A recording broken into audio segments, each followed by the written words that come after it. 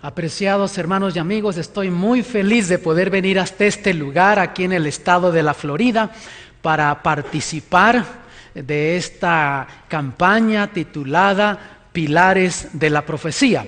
Y quiero darles una bienvenida a ustedes que se han tomado el tiempo para estar aquí con nosotros, y también a ti que nos estás viendo por la pantalla de la televisión o posiblemente también por la internet con tu computadora. Que Dios te bendiga hasta allá donde estás y que te estás uniendo aquí a nosotros para este gran evento. Esta presentación en esta oportunidad del capítulo 7 del libro de Daniel, le he titulado El lugar donde todos nos encontraremos. Para aquellos que les gusta la historia, el capítulo 7 de Daniel fue escrito alrededor del año 553 antes de nuestro Señor Jesucristo. Todavía estaba reinando el imperio de Babilonia.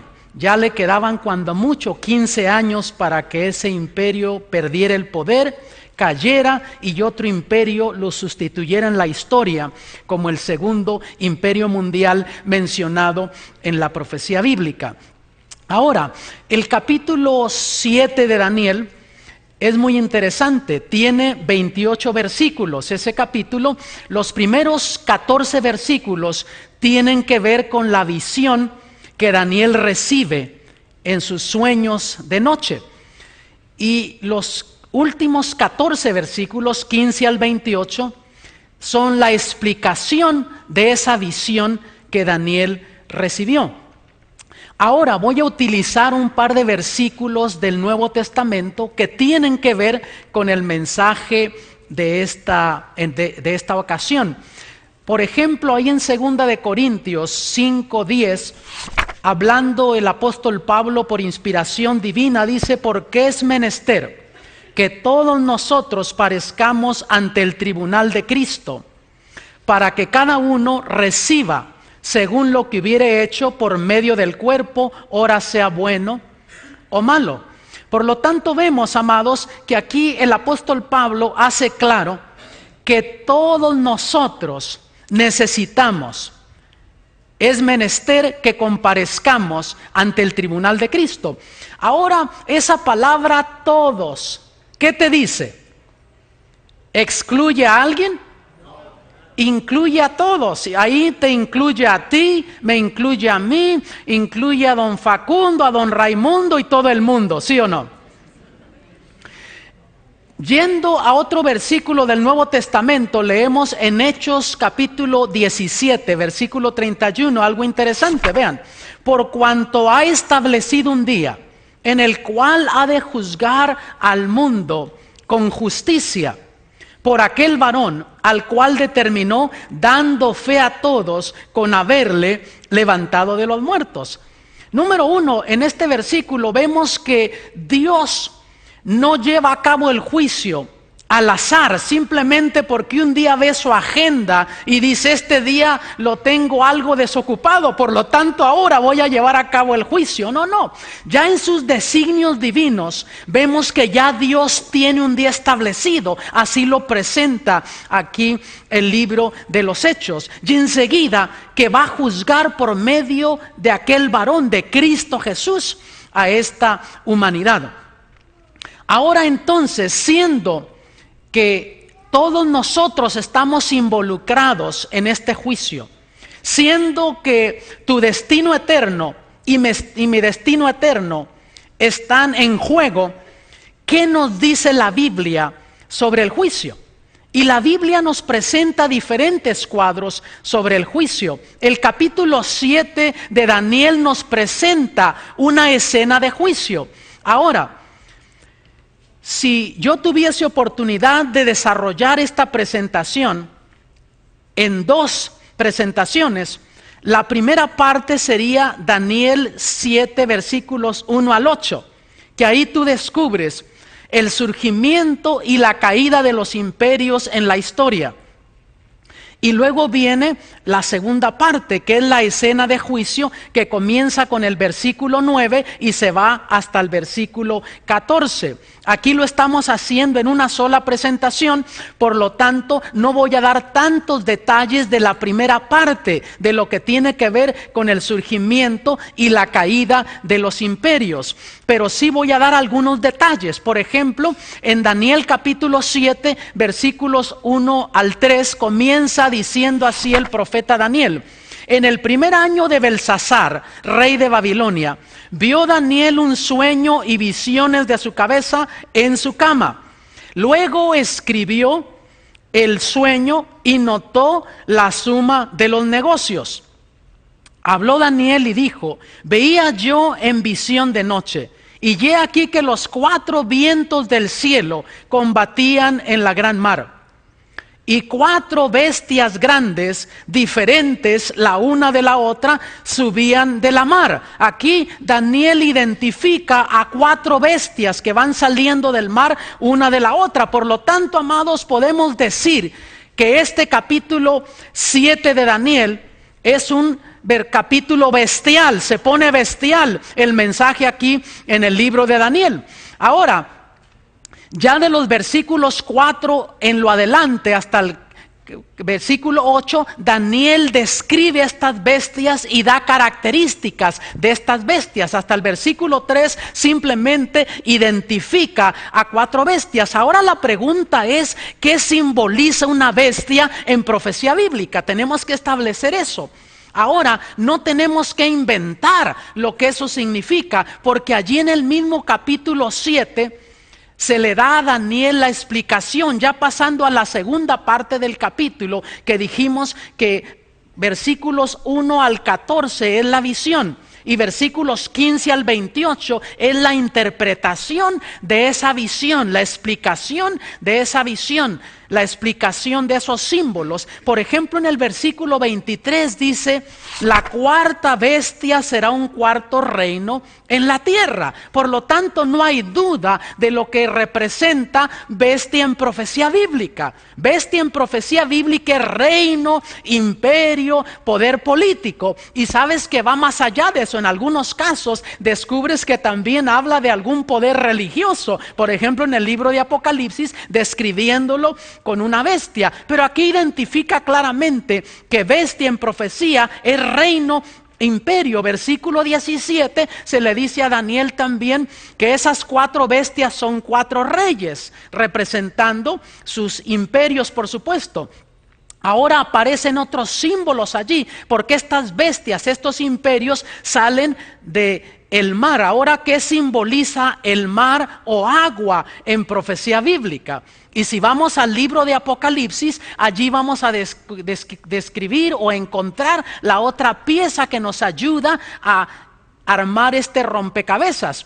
Y de paso, los libros de Daniel y de Apocalipsis, yo digo que son libros gemelos o libros proféticos gemelos, porque las profecías de Daniel complementan las profecías de Apocalipsis y las profecías de Apocalipsis complementan las profecías del libro de Daniel. Entonces, yendo al capítulo 17 del libro de Apocalipsis, versículo 15, leemos lo siguiente: y él me dice: las aguas que has visto, donde la ramera se sienta, son pueblos y muchedumbres y naciones y lenguas. No hay duda entonces de lo que el agua representa en profecía bíblica. Aquí tenemos la segunda pieza.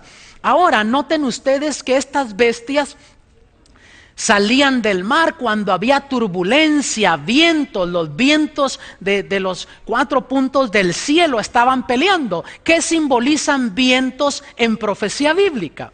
Y para eso vamos a ir a otro libro del Antiguo Testamento. El profeta Jeremías en su libro nos da esta pieza del rompecabezas. Jeremías 49, versículos 36 y 37. Y dice así: traeré sobre Elam los 4 vientos de los 4 puntos del cielo. Lo que Daniel ve, que está en turbulencia, que están peleando esos 4 vientos del cielo en la gran mar. Y los aventaré a todos estos vientos, ni habrá gente a donde no vengan extranjeros de Elam. y haré que Elam se intimide delante de sus enemigos y delante de los que buscan su alma, y traeré sobre ellos mal. Y el furor de mi enojo, dice Jehová, y enviaré en pos de ellos espada hasta que los acabe. Dios estaba hablando de los enemigos que vendrían a pelear. Por lo tanto, amados, aquí vemos que entonces los 4 vientos que están soplando en la mar está hablando de conflictos políticos, de guerras, de problemas que se iban a suscitar. Y ya con eso vamos viendo las piezas del rompecabezas. En esta visión que tiene Daniel, que ve que están luchando los 4 vientos en la gran mar, cuando había conflictos en las grandes poblaciones, los grandes imperios, van surgiendo estas bestias, o sea, van surgiendo en la historia los diferentes imperios. Por lo tanto, Dios nos va presentando el surgimiento y la caída de los imperios en la historia. Ahora, ¿por qué razón Dios utilizó símbolos de bestias? En los tiempos de Daniel era muy común, era un lenguaje que ellos entendían.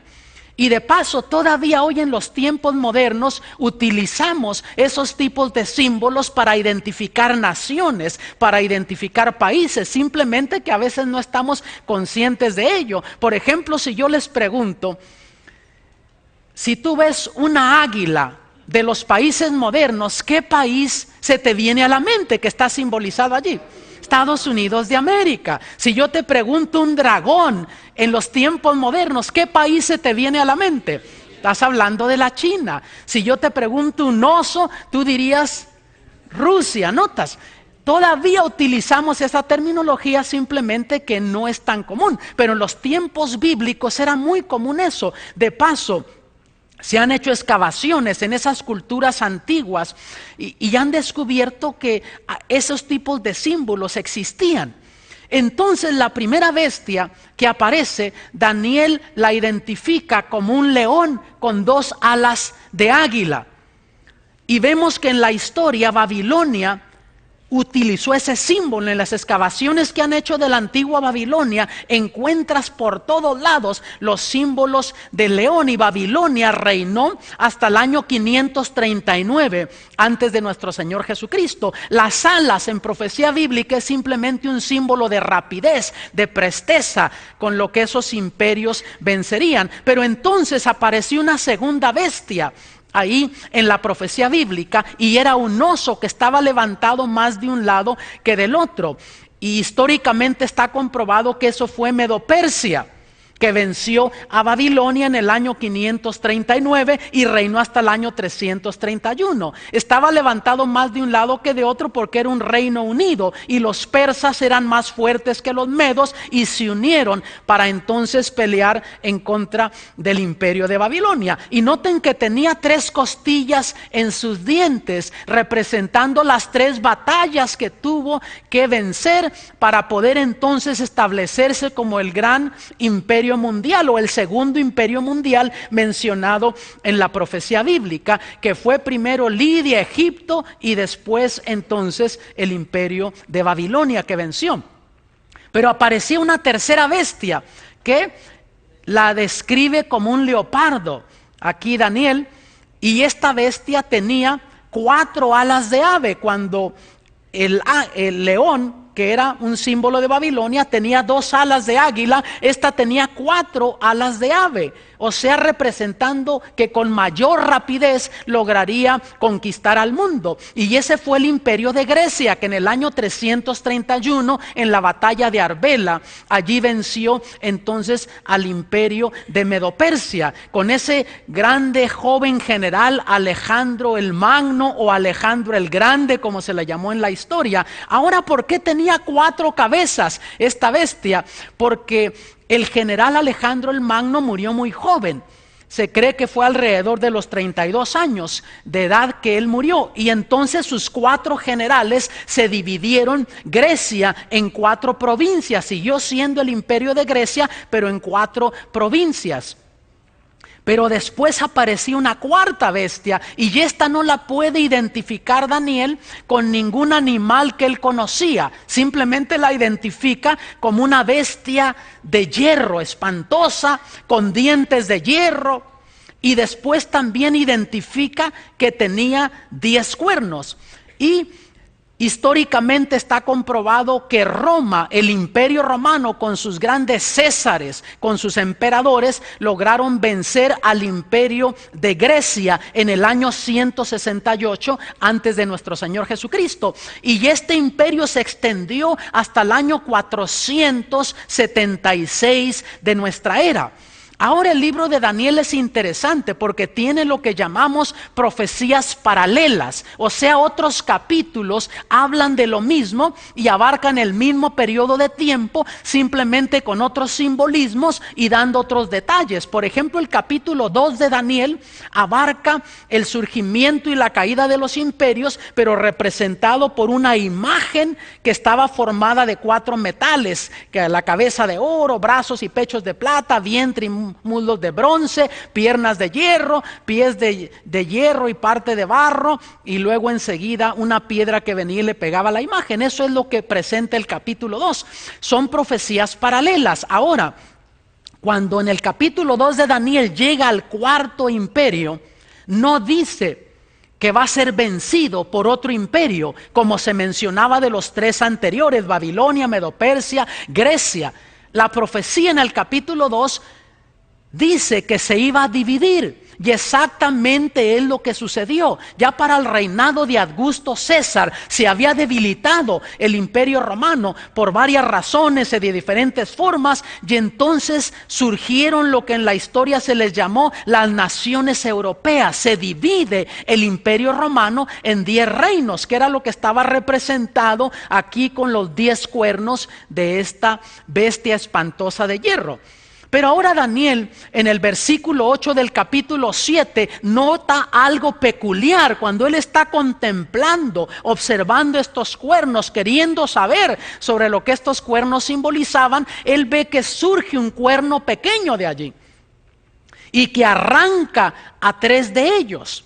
Y cuando pasamos a la interpretación de la visión, vas tú al versículo 24, por ejemplo, y ahí Daniel menciona y se le dice que iba a destruir a 3 de esos reyes, a 3 de esos imperios, y que iba a ser pequeño, pero iba a llegar a crecer y ser mayor que los otros, y iba a ser también diferente que estos otros. O sea, en la historia surgiría un poder diferente a los que habían existido anteriormente, y surgiría en algún momento después del año 476 de nuestra era, cuando se dividió el imperio romano. Y el versículo 25 del capítulo 7 allí da descripciones características de este poder, y ahí vemos por qué razón en el versículo 24 Daniel lo describe como siendo diferente de los otros, porque ahí se menciona que iba a hablar palabras contra el Altísimo, iba a hacer cosas en contra de los principios de Dios. Enseguida también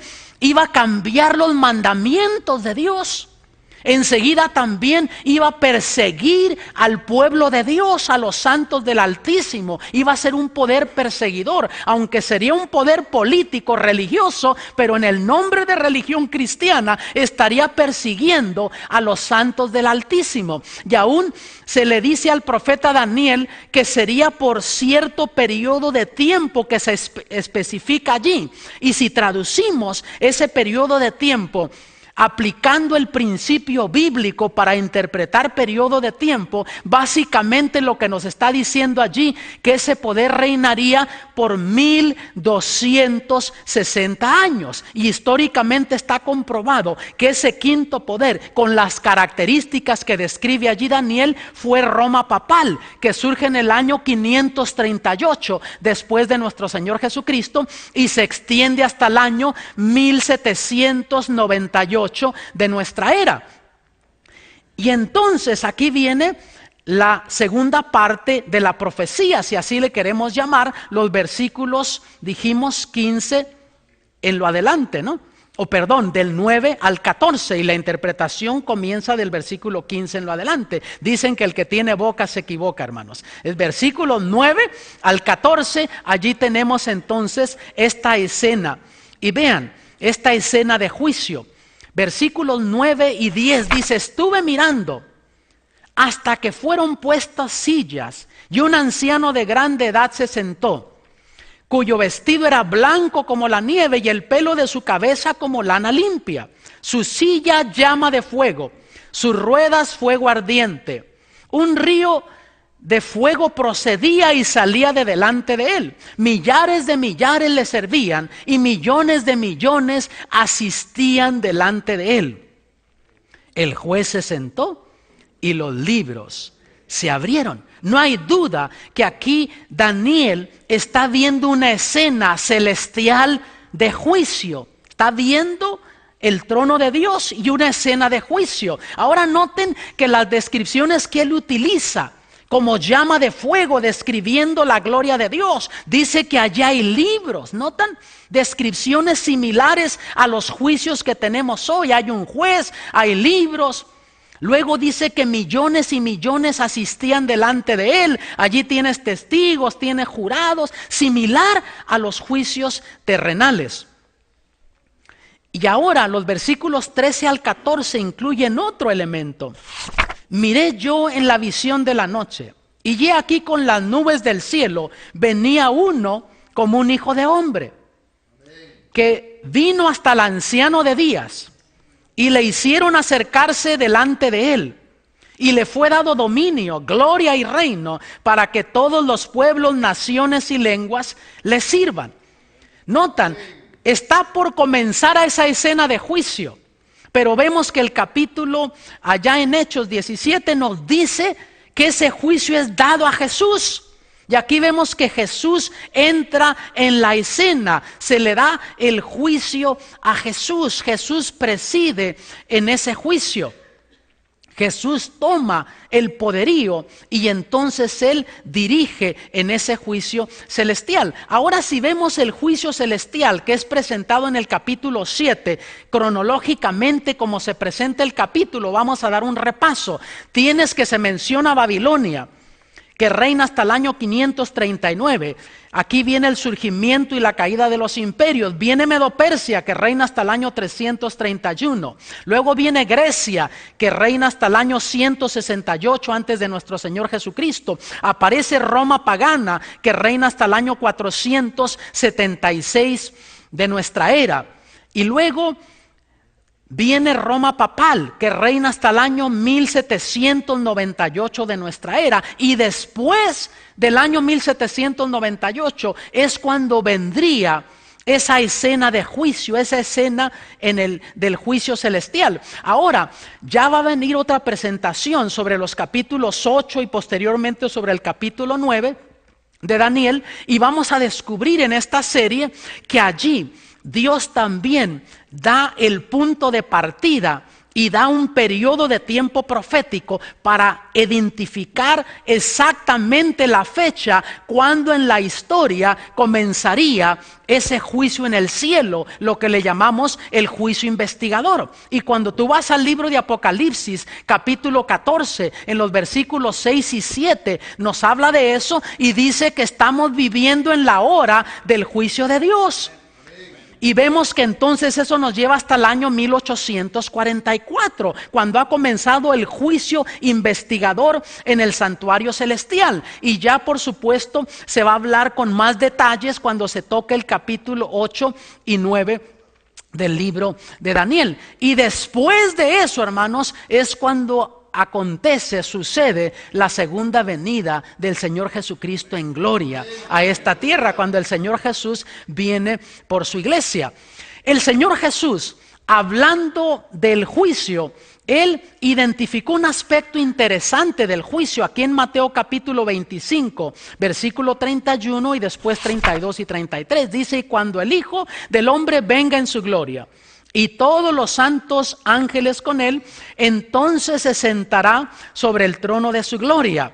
Y versículos 32 y 33, vean: y serán reunidas delante de él, ¿quiénes? Todas las gentes. Y los apartará los unos de los otros, como aparta el pastor las ovejas de los cabritos. Y pondrá las ovejas a su derecha y los cabritos a la izquierda. Amados, aquí el Señor Jesús describió el juicio desde el punto de vista que habrá solamente dos veredictos en ese juicio. Más que eso no hay.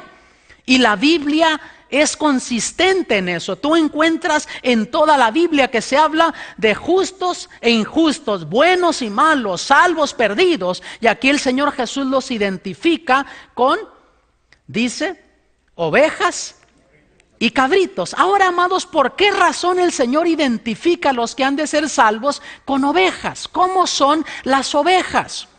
Son animales dóciles que se dejan guiar, se dejan dirigir, no son rebeldes, y así serán aquellos que han de ser salvos, gente que no fue rebelde al Espíritu de Dios. Ahí donde tú me estás escuchando y viendo por la televisión o por la internet, hoy en día, amado, la gente no quiere obedecer a Dios, se revela a la voluntad de Dios, lee lo que la Biblia dice, pero bueno, sí, pero a mí me gusta así, o yo lo creo así. Entonces los que han de ser salvos serán aquellos que fueron humildes, que se dejaron guiar por el Espíritu de Dios. La Biblia dice eso, pues yo lo creo, aunque la mayoría vaya en contra de la voluntad de Dios, yo voy a hacer lo que Dios pide. Y por esa razón el Señor identifica a los salvos con ovejas. Pero ahora los cabritos, los chivitos, los que se pierden, los que están a la izquierda, amados. ¿Cómo son los chivitos, amados? Óiganme, son rebeldes. Cuando mis hijas iban creciendo, tuvimos chivitos en casa.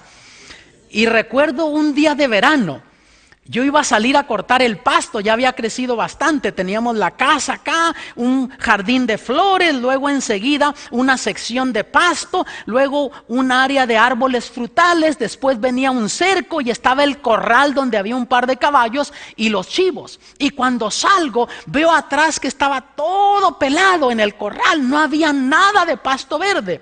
Y yo le digo a mi esposa, mira mi amor, voy a dejar a los chivos salir, que coman pasto, aquí está tan lindo, tan verde, tan hermoso, y lo que dejen entonces lo corto. Mi esposa me dice, mira, no los dejes salir, pero mi amor, si está tan hermoso el pasto, y yo lo voy a cortar y se van a perder estos chivitos de comerse ese pasto tan verde. Allá tú, pero mi consejo es que no los dejes salir. Hermanos, déjenme darles un consejo, háganle caso a sus esposas. Saco a los chivos, me meto a la casa y apenas estaba queriendo hacer algo allí en mi recámara cuando escucho Eduardo. Y hermanos, cuando mi esposa me llama amor, cariño, todo anda bien. Pero cuando me llama por mi nombre, la cosa está seria. Lo siguiente es que viene el garrotazo y salgo yo a ver qué pasó. ¿Qué creen que habían hecho esos chivos ingratos, hermanos? Se habían ido derechito al jardín de flores de mi esposa, se estaban comiendo las flores, pasaron por alto el pasto y todo, y se estaban comiendo las flores, y ya los llevo arrastrando, chivos ingratos. Pero dije, ¿cómo los voy a dejar allá? Y el pasto está tan lindo, y se me ocurrió una grande idea. Los amarro aquí en los árboles, y pues van a comer hasta donde la soga, el lazo les permite que lleguen. Y los amarro ahí y me meto a la casa. Y enseguida escucho de nuevo, Eduardo, ¿y ahora qué pasó? Salgo y ¿qué creen que estaban haciendo los chivos ingratos, hermanos? De puntitas comiéndole las hojas y la fruta y todo lo que podían a los árboles. Ay, chivos ingratos, y los agarro, pero ¿cómo los voy a meter? Se me ocurrió otra brillante idea. Teníamos unos columpios allí al lado del cerco, ya pegando al corral, que eran de mis hijas. Dije, los amarro aquí, ni modo que se coman a los columpios, y así comen hasta donde les da. Y los amarro ahí, me meto y enseguida escucho ¡bah! ¡bah! Y déjenme aclarar, hermanos, esa no fue mi esposa, fueron los chivos.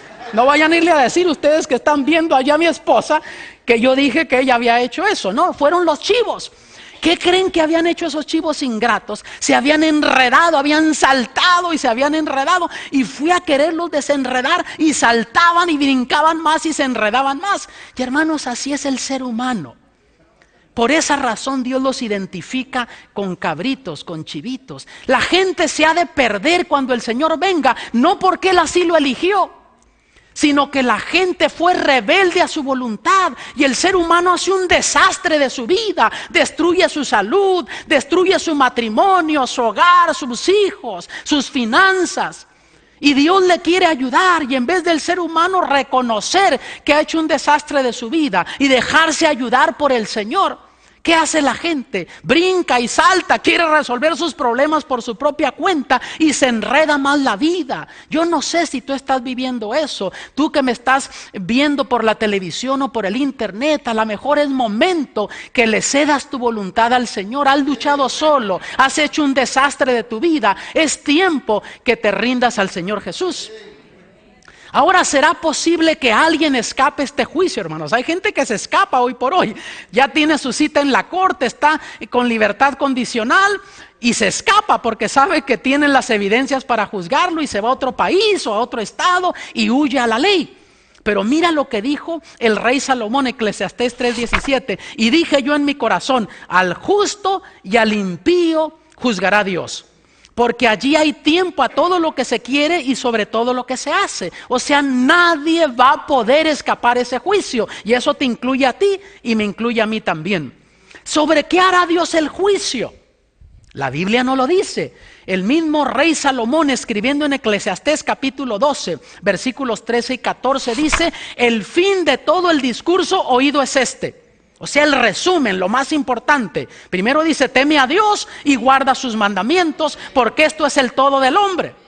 Así es que si tú has pensado que no hay que guardar los mandamientos, aquí te dice que hay que guardarlos. Porque Dios traerá toda obra a juicio, el cual se hará sobre toda cosa oculta, buena o mala. Aquellas cosas que pensaste que nadie se dio cuenta. Volteaste para acá, volteaste para allá y nadie estaba viendo. Pero si no has ido al pie de la cruz, no has confesado tus pecados al Señor Jesús, la sangre de Cristo no te ha limpiado de esos pecados, en el día de juicio van a salir allí. ¿Dónde están registradas nuestras acciones? ¿Qué nos enseña la Biblia? En esta tierra pues hay registros, evidencias. En Daniel dice, el juez se sentó y los libros se abrieron. Si Daniel hubiese vivido en nuestro tiempo, a lo mejor hubiese dicho que estaban en el disco duro de la computadora, los registros, o no sé qué terminología hubiese usado, pero en aquel entonces eran en libros, en pergaminos, que se mantenían los registros. Y nota que no dice libro, dice ¿qué? Libros, porque yo por lo menos encuentro 4 diferentes tipos de libros y voy a tener que ir rapidito para poder cubrir esto. Libro número 1, Apocalipsis 3:5. El que venciere será vestido de vestiduras blancas y no borraré su nombre ¿de qué? Del libro de la vida. Ahora, amados, algo que debiese mencionar rápido aquí. Hoy por hoy hay una teología muy popular que dice una vez salvo, siempre salvo. Ya acepté a Cristo. No importa lo que haga, mi nombre ya está en el libro de la vida, voy a ser salvo. Pero no, aquí dice que el que venciere va a ser vestido de vestiduras blancas y no borraré su nombre del libro de la vida. Sí, cuando yo acepto a Cristo, mi nombre es escrito en el libro de la vida. Soy vestido con la justicia de Cristo. Pero si yo elijo regresar al mundo, al pecado, mi nombre es borrado del libro de la vida. Dios acepta mi voluntad y termina diciendo: y confesaré su nombre delante de mi Padre y delante de sus ángeles. Por lo tanto, primer libro que vemos aquí, el libro de la vida. Ahora vean en Salmo 69, versículos 27 y 28. Pon maldad sobre su maldad y no entren en tu justicia. Antes de que lea el versículo 28, vamos a entender el 27. Hay gente, amados, que no se entrega a Cristo aunque siente el llamado. Y el Espíritu Santo le está martillando y no se entrega a Cristo por medio del bautismo, porque se pregunta: ¿y qué si después de que me bautizo llego a pecar? ¿Qué va a pasar conmigo? Y la gente piensa que tiene que llegar a un punto cuando ya no tenga más tentaciones para entregarse a Cristo. Pero déjame decirte una cosa, mi amado, en esta oportunidad. El hecho de que tú cometas un pecado, un error, eso no es lo que te va a perder. Lo que te va a perder es un patrón de comportamiento. Seguir poniendo maldad sobre maldad. Cometes un error, el Espíritu Santo te habla al corazón, te arrepientes y echas para atrás y vives como Dios manda. Jesús te perdona. Pero seguir rechazando la voz del Espíritu Santo, seguir yendo en contra de la voluntad de Dios, eso es lo que va a perder a una persona, poner maldad sobre maldad. Y luego dice: sean raídos del libro de los vivientes y no sean escritos con los justos. Son escritos en otro libro, pero no en el libro de los justos, en el libro de la vida. La Biblia no lo menciona por nombre, pero por deducción yo le llamaría el libro de la muerte. Ahora viene un tercer libro, vean. Isaías 65, 6 y 7. He aquí que escrito está delante de mí. No callaré, antes retornaré. Y daré el pago en su seno por vuestras iniquidades. ¿Qué está escrito delante de Dios? Las iniquidades, los pecados. Y las iniquidades de vuestros padres juntamente, dice Jehová. Los cuales hicieron perfume sobre los montes y sobre los collados me afrentaron. Por tanto yo les mediré su obra antigua en su seno. O sea, eran del pueblo de Dios, pero estaban practicando una ceremonia pagana, que sabían que iba en contra de la voluntad de Dios. Y Dios dice, ese pecado está delante de mí. Eso está escrito allí. Por lo tanto, a eso le llamaríamos el libro de pecados. Ahí está escrito y Dios dice que no lo va a borrar. Ahora, gracias a Dios que hay alternativas, porque si no hubiese versículos como el de Isaías 43, 25, estaríamos en una condición desesperada tú y yo. Pero mira lo que dice aquí. Yo soy el que borro tus rebeliones por amor de mí. ¿Y quién está diciendo esto, hermanos? Dios, Jehová. Y cuando Él compromete su nombre, cuando Él se compromete, tú puedes confiar que eso se va a cumplir. Y no me acordaré de ¿qué? De tus pecados. O sea, están escritos allí. Pero en el momento que tú vas al pie de la cruz por la fe, aceptas a Jesús, pides perdón por tus pecados, te arrepientes de ellos, Dios promete perdonarlos y borrarlos y no acordarse más de ellos. Y yo no entiendo cómo es Dios, que es omnisciente, omnisapiente, omnipresente, o sea, todo lo ve, todo lo sabe, está en todos lugares y no solo me perdona, sino que Él no se acuerda más. Yo no puedo entender a Dios, amados. Y la razón es porque queremos explicar a Dios como nosotros somos. Y como nosotros no nos olvidamos, amados. Pensamos que Dios nos trata igual. Se cuenta la historia de dos mujeres, comadres, que les gustaba, no sé si a una o a las dos, la chismografía. Y se habían metido en problemas por andar hablando una de la otra. Parece que les daba diarrea de la lengua y estreñimiento del seso a las mujeres. Y hablaban y después pensaban, y en cada lío que se metían. Una de ellas estaba gravemente enferma. Tenían años que no se hablaban y pensó que se iba a morir y mandó que le trajeran a la vecina. Y le dice, ay comadre, me siento muy mal, no sé si voy a sobrevivir esta. Y le dice, quiero pues que nos arreglemos. La otra ni la dejó terminar, no se preocupe, dice, si eso la va a tener tranquila, por mí no hay problema. Cuando escuchó eso la enferma, como pudo agarrar fuerzas, dijo, pero una cosa le digo, si me levanto de esta, las cosas siguen como estaban. Y así somos nosotros de seres humanos, hermanos, y pensamos que Dios es así, pero Él promete borrar y no acordarse más. Cuarto libro, Malaquías 3:16. Entonces los que temen a Jehová hablaron cada uno a su compañero y Jehová escuchó y oyó. ¿Te has sentido tú alguna vez como que Dios no te está escuchando? Cuando tú hablas con Él, Dios te escucha. Cuando le hablas a otro de Jesús, Dios te escucha. Y fue escrito libro de ¿qué? De memoria delante de Él para los que temen a Jehová y para los que piensan en su nombre. Aquí tenemos el libro de ¿qué? De memorias, de recuerdos. Dios se siente orgulloso de sus hijos, así como tú tienes un álbum de tus hijos y tienes fotos de diferentes etapas en su vida. Dios tiene un libro así también. Cuando tú tienes victorias en el nombre de Cristo, en ese conflicto entre el bien y el mal que nos presenta la Biblia, cuando tú puedes salir victorioso, cuando no cedes a la tentación, Dios se siente orgulloso de ti y escribe esas cosas allí.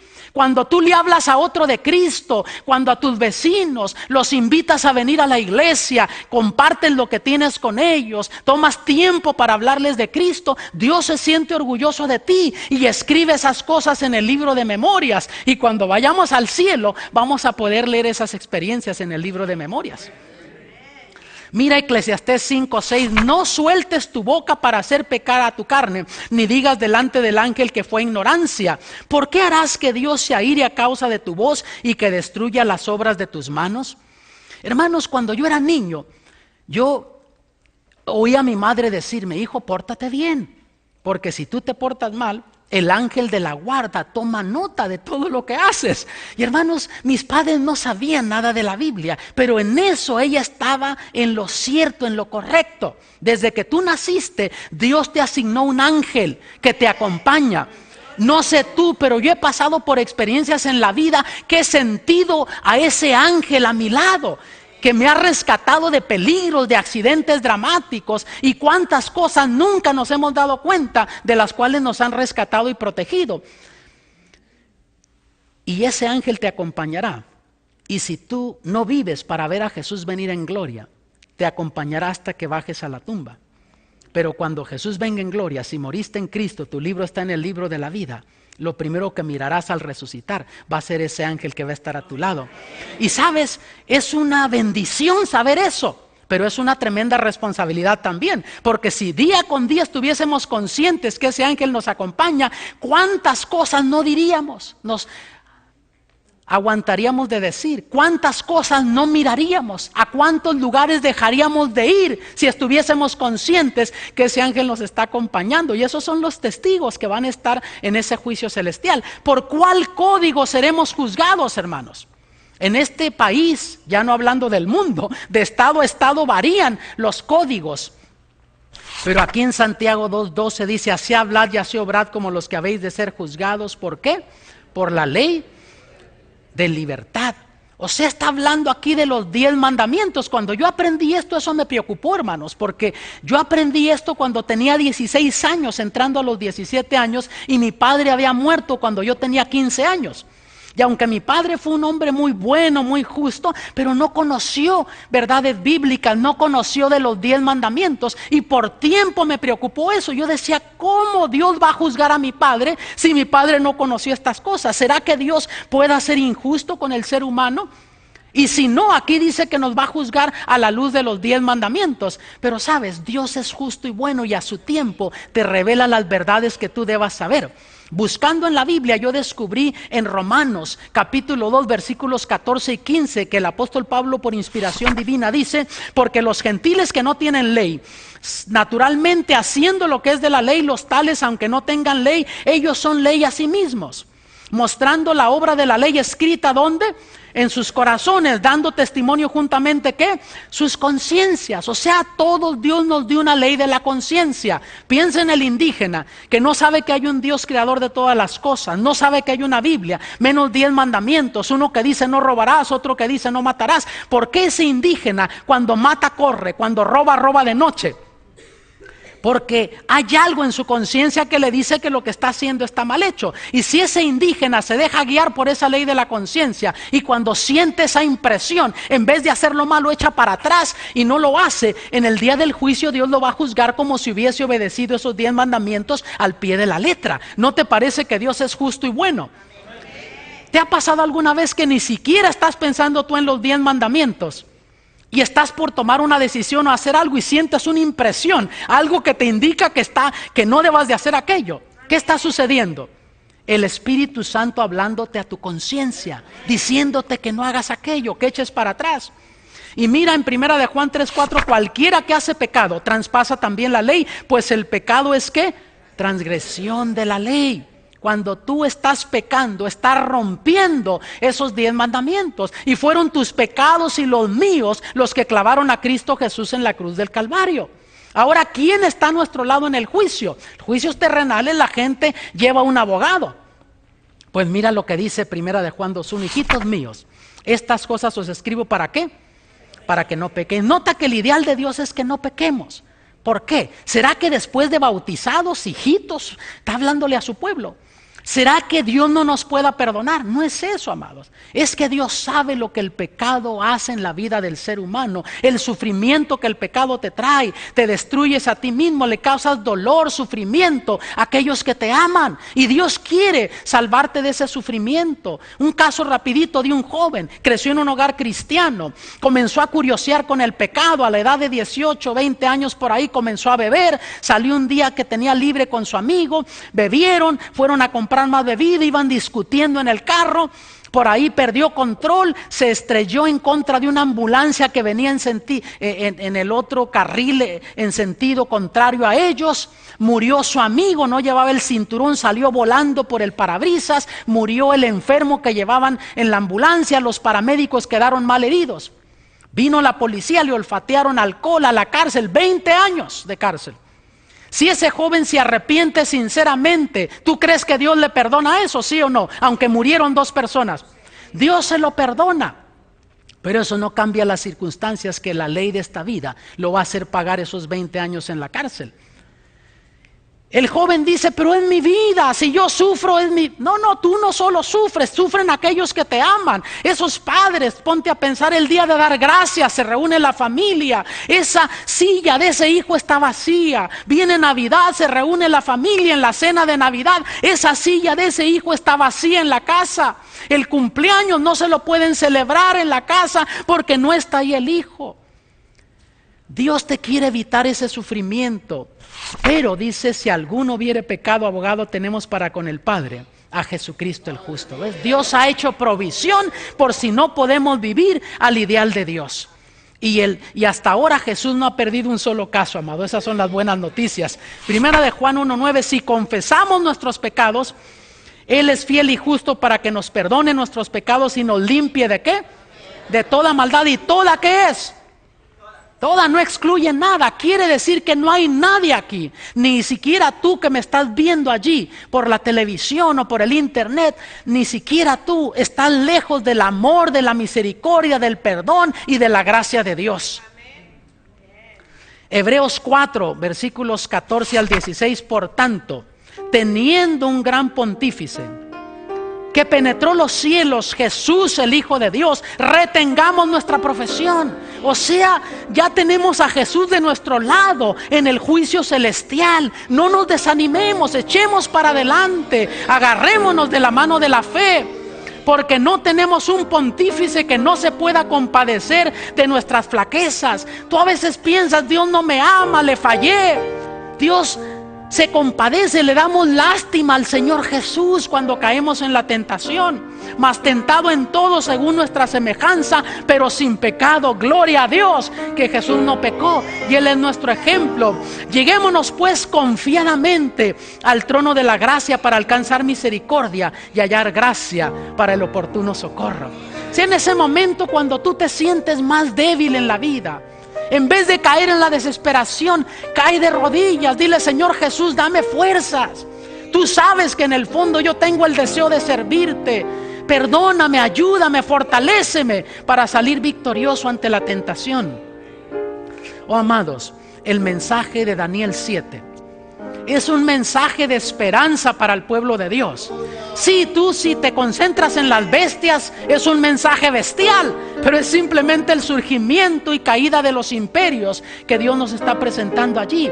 Y también nos presenta que en la historia el pueblo de Dios sería perseguido. Dios nos presenta ese conflicto entre el bien y el mal. Pero sabes, el mensaje concluye en el versículo 27. Y que el reino y el señorío y la majestad de los reinos debajo de todo el cielo sea dado al pueblo de los santos del Altísimo, cuyo reino es reino eterno, y todos los señoríos le servirán y obedecerán. ¡Qué maravilla!, ¿no? Esas son las buenas noticias de este mensaje. Sí hay un juicio, pero gracias a Dios que tenemos a Jesús de nuestro lado allí. Hay poder en Cristo Jesús para salvarnos, transformarnos. Y gracias a Dios que pronto Jesús aparecerá en gloria y le dará el reino a los santos del Altísimo. Y yo quiero ser parte de esos santos del Altísimo. Yo no sé tú, pero yo quiero ser parte de los santos del Altísimo. No vayas a hacer el negocio peor de la vida. Que conozcas de Jesús y de la salvación en Cristo y no aceptes lo que Jesús te ofrece. ¿Sabías que ese es el peor negocio que un ser humano puede hacer? Haz el mejor negocio, acepta la salvación que Jesús te ofrece. Y al concluir, yo quiero invitarte a tomar esa decisión. Ahí donde tú te encuentras en tu hogar, puedes decidir también. Se cuenta la historia de un joven que se andaba ahogando en un grande lago. Nadie lo rescataba y un hombre se atrevió y se tiró y comenzó a nadar y luchó con él como pudo. Y por fin lo logró arrastrar hasta la orilla. La gente rodeó al joven. Cuando él logró reaccionar, había perdido el sentido. Buscó a este hombre, tenía en su mente un cuadro claro del hombre que lo había rescatado. Ya no estaba allí. Pasan los años, se convierte en un criminal. Lo agarran, termina en la cárcel, va a la corte, estaba preocupado porque sabía que tenían para encontrarlo culpable. Cuando miró al juez se preguntó: yo lo conozco, ¿dónde lo he visto? Y se recordó, es el hombre que me salvó la vida. Y cuando el juez le pregunta, ¿se declara culpable o inocente? No contestó, dijo: señor juez, no se acuerda de mí, yo soy aquel joven que usted salvó. El juez le dice: lo siento, joven, en aquel entonces yo fui su salvador, ahora soy su juez. Ahora puedes hacer de Jesús tu salvador. Cuando Él venga en gloria, para muchos será demasiado tarde, va a ser su juez. ¿Deseas tú aceptar a Jesús en esta oportunidad? Yo quiero orar por ti.